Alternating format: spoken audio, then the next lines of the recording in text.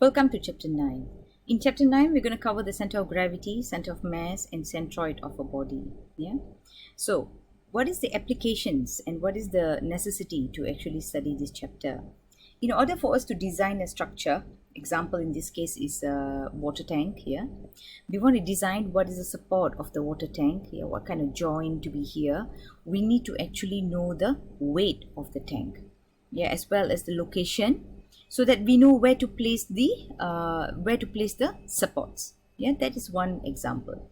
Another example, did you ever wonder why all these racing cars, they've got very low, it's so difficult to get into the car, isn't it? It's so like low. Yeah, the reason is being because it purposely, the centroid is actually lowered for stability. Like example, this SUV here, the picture here, the SUV. Okay, so if the SUV is too high, then it may just trip, when it makes a sharp U-turn. Yeah, at the same time, to climb a cliff, not cliff, slope of a hill and all this thing. So there is like certain angles that this SUV can climb, and not higher than that, or lower, no problem. Yeah, that is because of the centroid itself. So these are the things that we will cover in this class. Yeah. Okay, so example, this one, the goalpost. Look at this goalpost here. All the weight is actually distributed on the left side of the goalpost, and there's nothing this side, right? But yet this goalpost is stable. So that's why we need to know where is the centroid, so that we can design the support members. Okay, so the first part of the chapter would be to understand the concept of center of gravity itself. So example here, I'm just going to read up here. A body is composed of an infinite number of particles, and so if the body is located within a gravitational field, then each of these particles will have the weight dW. Okay, the center of gravity is a point where shown as the G. Can you see G? So there are two cases. One, you can be evenly distributed load, and another one not evenly distributed load. We're going to look at both of it. So from the definition of a resultant force, the sum of moment due to the individual particle weight of any point is the same as the weight located at G. Now let's look at the next slide. Can you see this? I'm just going to go to the summary. X centroid will be the coordinate multiplied with the weight, okay, divided by the total weight. Likewise, the Y coordinate and the Z coordinate. So this is the summary of the centroid. Okay, so this first part of the chapter will not be important, and it's not being tested in the final exam. No derivation and all. Reason being because it is actually the derivation and the final value is actually given in the in your textbook itself, and in your formula sheet in the exam. If you look here at the end of your textbook, can you see all this shape? They have actually given the centroid value itself. Can you see this?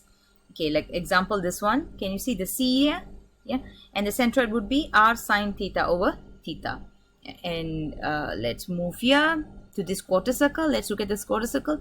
The area is 4 pi r square. The Y centroid will be 4r over 3 pi. The X centroid will be 4r over 3 pi. So this is the reason, all this is actually given. The value is given. So that's the reason why the first part of the chapter is not being emphasized. But still, I'll be just going into the chapter. So this is how the thing is. This is considered evenly distributed mass. If you want to know these values, you can just go to the back of your textbook. It's all available behind. Okay, or in your formula sheet in your exam itself. In your exam, it will be provided. Steps to determine the centroid of an area. So these are the steps. You can just read through. So choose an appropriate differential element, dA, and then you express the dA in the terms of dx or dy, and then you determine the coordinate, and then you express all the variables in the integral limits, and then you can solve for the centroid. This is an example, that's given in the lecture note itself. If you look here, so this is to find this area here. The centroid for this. So we have y over x cube. So dA equals to y dx, and then we have x cube dx. And then you can find the centroid. Okay, This is how it is. Yeah. Okay. So like what I've told you, this part is not being tested in the exam. So I'm going to skip this part. Yeah. And let's just conclude this first part of chapter 9 with just a very simple example from 9.1. Yeah. Okay. So if you look at this question here, the x equals to y square will be the rod's parabolic arc.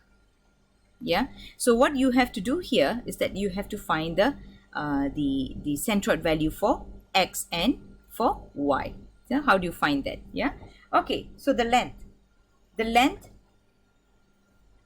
okay, so the dl is actually square root of x square and dy square. So simplifying it in a form of dy, yeah, so you have to divide by dy, so you get dl, which is 2y square plus 1 dy. Yeah, that is the dl length. Okay, so you have to use that length, bring that length down here to this formula. Can you see this x multiply with the length? Yeah, so for your x-axis, so you have to okay, square, right? So that's why it's 4 y square plus 1 dy over the dl itself. So when you integrate and when you plug in 0 to 1, because for x you're looking at 0 to 1, right? The distance is 0 to 1 here. Yeah, 0 to 1. So we have 0.410.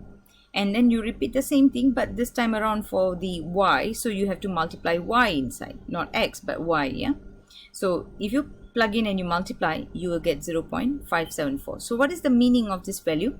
For x-axis, the centroid is like 1, 2, 3, 0.4, somewhere around here. And then for y-axis, if you count 0.5 is somewhere around here. So this is where the centroid is. So the centroid is not even on the rod. Yeah, it's outside the rod. Like what I've told you, this is the first part of the video of chapter 9. Yeah, which is just an understanding. It will not be tested in the final exam. 9.2 is the important part. I shall continue it in the next video.